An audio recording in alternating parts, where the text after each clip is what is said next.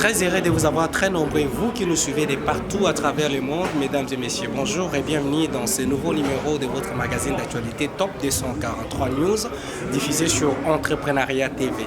Vous allez comprendre avec nous dans ce nouveau numéro spécial des 48 heures de campagne et audition des différents candidats au poste du bureau définitif du Sénat. Quelques postes étaient vacants et ça vient de se faire. Vous allez suivre en exclusivité tour à tour comment chaque candidat a défendu ce projet de société qui a commencé depuis le dimanche 28 février 2021 et aujourd'hui, le dernier jour, c'est 1er mars 2021. Nous allons suivre en exclusivité le déroulement de la séance plénière de ces jours et on va y revenir.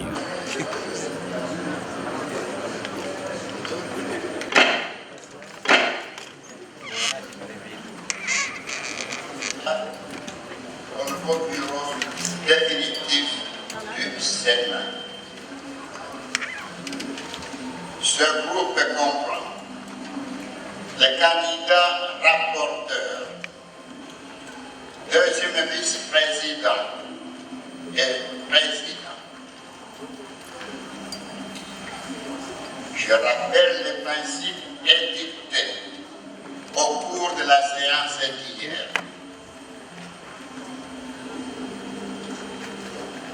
Pour les membres de l'Assemblée plénière, pas d'acclamation, pas de cri d'approuvement, propose le remplacement à la page 3, 5e paragraphe, des termes bureau déchu par bureau de missionnaire, étant donné que les 6 membres avaient démissionné. Alors, si d'ici demain, il n'y a pas d'avis contraire, cet amendement sera porté. J'accorde la parole au candidat.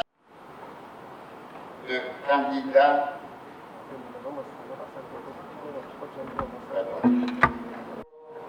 amène la parole. Au moment où s'ouvre la campagne pour la reconstitution à mi-mandat du bureau définitif de la Chambre haute du Parlement de la République démocratique du Congo, notre pays, qu'il me soit permis, avant toute chose, d'en appeler au Seigneur Dieu Tout-Puissant, les maîtres des temps et des circonstances, qui nous a gardés en vie, à cette heure où l'humanité tout entière est rudement secouée par le grand péril d'une pandémie cruellement meurtrière qui continue à endeuiller plusieurs familles dans notre pays et à faire des ravages à travers le monde. C'est encore à Dieu le Créateur que je rends grâce parce qu'il a permis dans sa souveraineté et sa providence que ce jour qui fera date dans les annales de notre chambre législative et dans ma carrière de femme politique, à plus forte raison, puisse arriver comme arrive le commencement d'un nouveau temps, d'une ère nouvelle. Avec votre permission, je voudrais rendre un vibrant hommage à son Excellence Félix Antoine Tshisekedi Tshilombo, président de la République, chef de l'État et garant du bon fonctionnement des institutions, qui a su, par sa sagesse et sa clairvoyance, rendre possible ce qui, encore hier, paraissait totalement impossible, à savoir la requalification de la majorité parlementaire. Ces hommages, je les adresse aussi à vous, mes collègues sénateurs et sénatrices, qui avez, par votre courage remarquable, permis à notre peuple de renouer avec l'espoir d'une vie meilleure et du changement de gouvernance en tout point de vue longtemps attendu dans toutes les provinces du pays.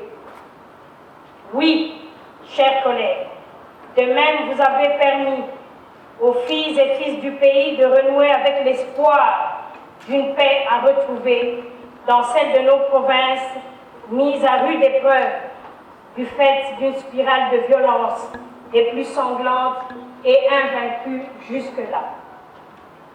Vous êtes donc, autant que nos collègues de la Chambre sœur, entrés dans l'histoire de cette nation, de sorte qu'à chaque fois qu'il vous sera donné de vous regarder dans le miroir de notre mémoire collective, un sentiment de fierté profonde remplira tout votre être sans discontinuer. Honorables sénateurs et sénatrices, chers collègues, sous l'arbre à pas l'arbre ou sous le grand baobab du milieu du village, dont ne brigue point de charge publique, le chef seul désigne et nomme. Dans la gouvernance démocratique des institutions, des États modernes, l'ombrique des charges d'État et l'Assemblée se prononce. Me voici donc devant l'auguste Assemblée, me tenant là pour vous dire en 2 mots pourquoi je suis candidate. Je suis candidate pour qu'en qualité d'ordonnateur délégué et conformément au règlement intérieur du Sénat, si bien sûr votre confiance m'est accordée, je puisse assister le président de notre Chambre dans l'élaboration et l'exécution de notre budget avec comme règle d'or la transparence. Je suis candidate pour pouvoir contribuer de manière significative à la modernisation de notre Chambre législative, mais aussi et surtout la relever. Ensemble, avec tout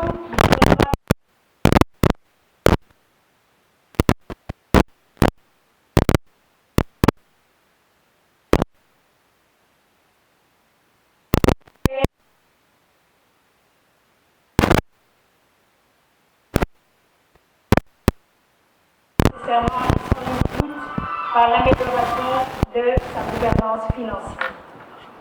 Voilà mon cheval de bataille. Agir sous la direction du président pour que chaque franc reçu du Trésor public puisse être mis à la disposition de l'amélioration du travail parlementaire.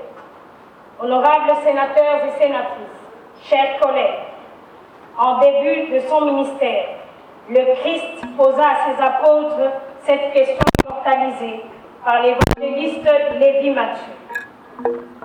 Que dit-on que je suis, moi, le Fils de l'homme?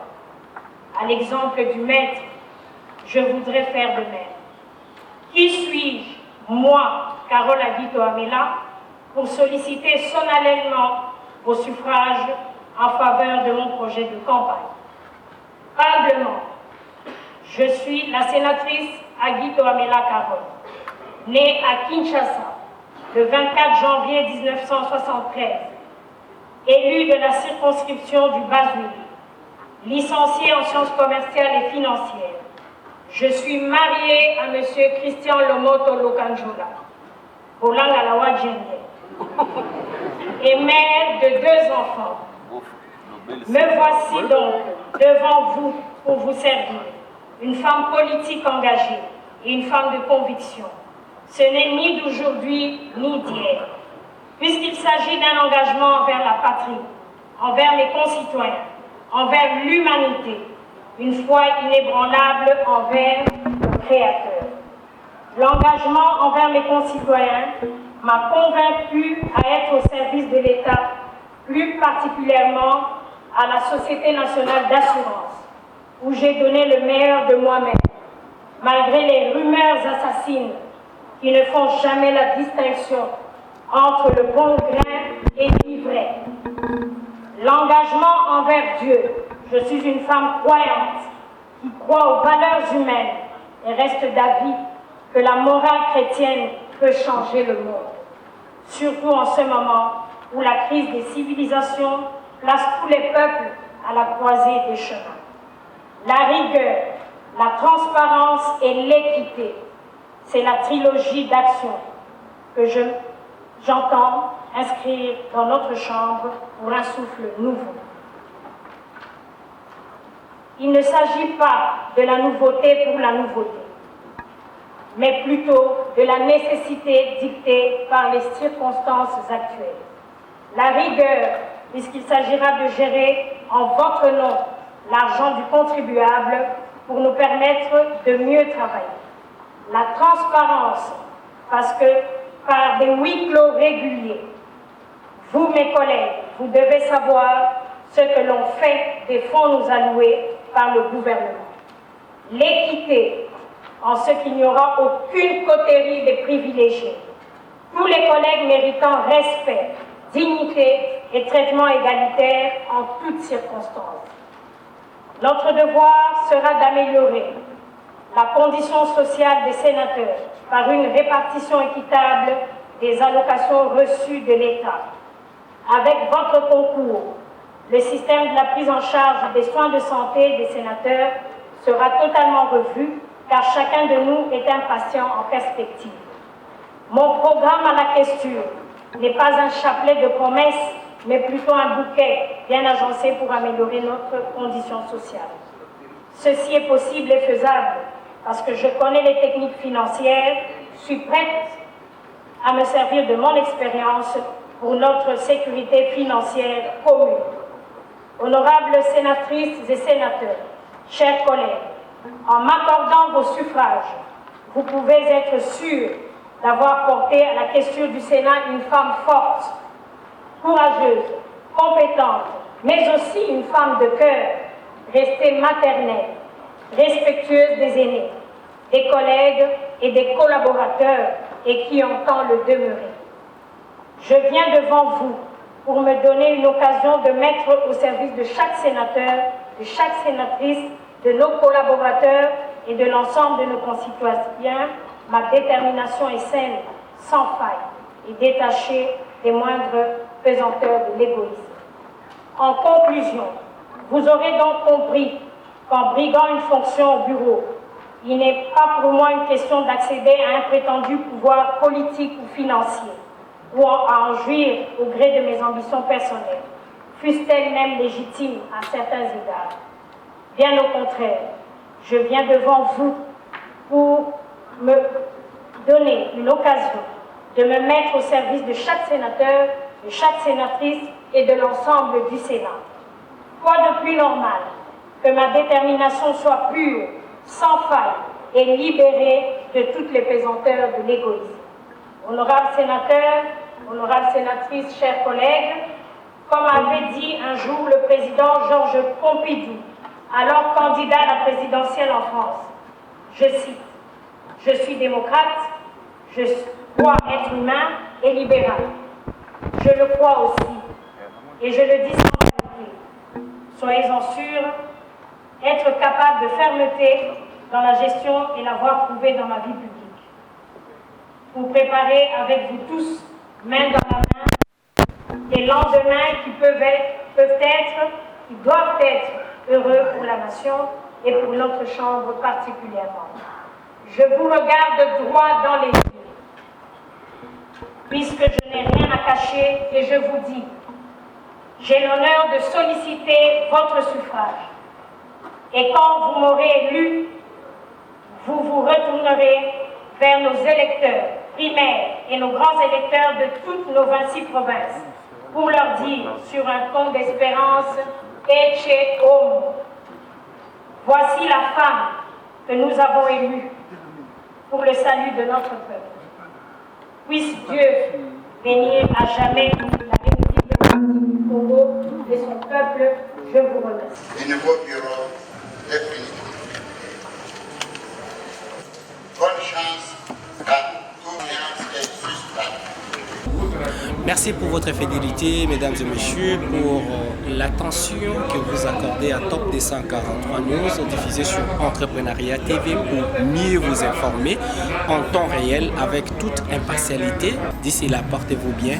À nous revoir très bientôt. Bye. Vous informer de l'essentiel de l'actualité en République démocratique du Congo en temps réel. Il vous suffit de vous abonner sur notre chaîne YouTube Entrepreneuriat TV grâce à votre magazine d'information générale Top 243 News pour recevoir toutes les notifications de cette nouvelle édition des informations du jour. Au nom de toute la rédaction, nous vous remercions.